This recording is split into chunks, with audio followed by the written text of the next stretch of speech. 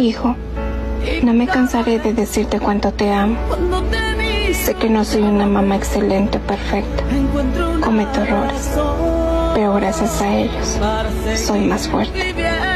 No me juzgues por ser tan gritona y exigente, a veces un poco exagerada, pero te amo más que mi propia vida. ¿Sabes?